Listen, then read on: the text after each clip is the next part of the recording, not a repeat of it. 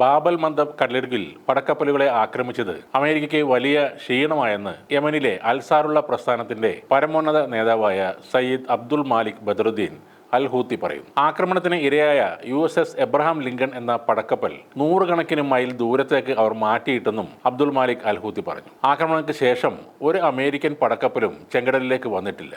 American പടക്കപ്പലുകൾ ഇപ്പോൾ രഹസ്യമായി Oman ഉൾക്കടലിലും അറബിക്കടലിലും Indian മഹാസമുദ്രത്തിലും കറങ്ങി നടക്കുകയാണ്. ചില സമയങ്ങളിൽ അവയെ ആഫ്രിക്കൻ തീരങ്ങളുടെ സമീപത്തും കാണുന്നുണ്ട് എന്നാണ് അദ്ദേഹം പറയുന്നത്. ദൈവത്തിന്റെ സഹായം ഉള്ളതിനാലാണ് യമനെ അമേരിക്കൻ പടക്കപ്പലിനെ ആക്രമിക്കാൻ കഴിഞ്ഞത്. വിശ്വാസത്തിലും ഖുറാനിലും അധിഷ്ഠിതമായ ആക്രമണമാണ് യമൻ നടത്തിയിരിക്കുന്നത്. ചെങ്കടലിലെ 2 അമേരിക്കൻ പടക്കപ്പലുകളെയും ഞങ്ങൾ ലക്ഷ്യമിട്ടിരുന്നു. അവരും ചെങ്കടൽ വിട്ടുപോയി. യമന് നേരെ കനത്ത വ്യോമാക്രമണം നടത്തുന്ന സമയത്ത് തന്നെയാണ് ഞങ്ങൾ തിരിച്ചടിക്കുന്നത്. ഗാസയിലെ ഇസ്രയേൽ അധിനിവേശത്തിന് അമേരിക്ക പിന്തുണ നൽകുന്നിടത്തോളം കാലം തങ്ങളും ആക്രമണങ്ങൾ തുടരും എന്നും അൽ ഹൂത്തി പറയുന്നു. ഈ ആഴ്ച മാത്രം അമേരിക്കയും ഇസ്രയേലിനും എതിരെ 29 ബാലിസ്റ്റിക് മിസൈലുകളും ഡ്രോണുകളുമാണ് ഹൂത്തികൾ പ്രയോഗിച്ചത്. ഇസ്രായേലിനകത്തെ ജഫ, അഷ്കലോൺ, അൽ റഷാഷ് എന്നീ പ്രദേശങ്ങളും നെഗാവ് മരുഭൂമിയിലെ വ്യോമതാവളവും ആക്രമിച്ചതായും അദ്ദേഹം കൂട്ടിച്ചേർത്തു. ഹൂത്തികൾ ചെറിയ ഒരു സംഘമാണെങ്കിലും അവരുടെ ആക്രമണം മൂലം കോടിക്കണക്കിന് രൂപയുടെ നഷ്ടമാണ് മറ്റ് രാജ്യങ്ങൾക്ക് ഉണ്ടായിരിക്കുന്നത്. ഈജിപ്തിന് 50,000 കോടി രൂപയുടെ നഷ്ടമുണ്ടാക്കിയതായി വിദേശകാര്യമന്ത്രി ബദർ അബ്ദുലാത്തി പറയും. പശ്ചിമേഷ്യയിലെ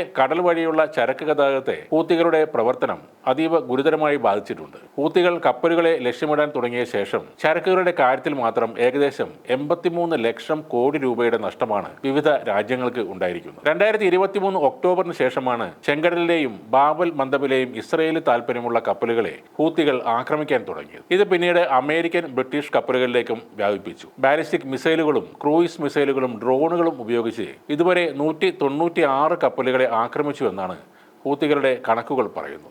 ആഗോള ഷിപ്പിംഗ് മേഖലയ്ക്ക് മാത്രം ഏകദേശം 17,000 കോടി രൂപയുടെ നഷ്ടമുണ്ടായെന്നാണ് ബ്രൗൺ സർവകലാശാല നടത്തിയ പഠനത്തിൽ പറയുന്നത്. ഇതോടെ ഇസ്രയേലിലെ ഏലിയറ്റ് തുറമുഖം പ്രവർത്തനം നിർത്തിവെക്കേണ്ട അവസ്ഥയുമുണ്ടായി. ചെങ്കടലിലും മറ്റും കൊണ്ടുവന്ന കപ്പലുകളുടെയും ആയുധങ്ങളുടെയും ചെലവായി അമേരിക്കയ്ക്ക് മാത്രം 40,000 കോടി രൂപയോളം ബാധ്യതയും വന്നു ചേർന്നിട്ടുണ്ട്. അടിച്ചൊതുക്കും എന്ന് ഇസ്രയേലും അമേരിക്കയും പലപ്പോഴും പറയുന്നുണ്ടെങ്കിലും ഹൂത്തികൾ അവർക്ക് വരുത്തിവെച്ച നഷ്ടം ഒട്ടും നിസ്സാരമല്ല.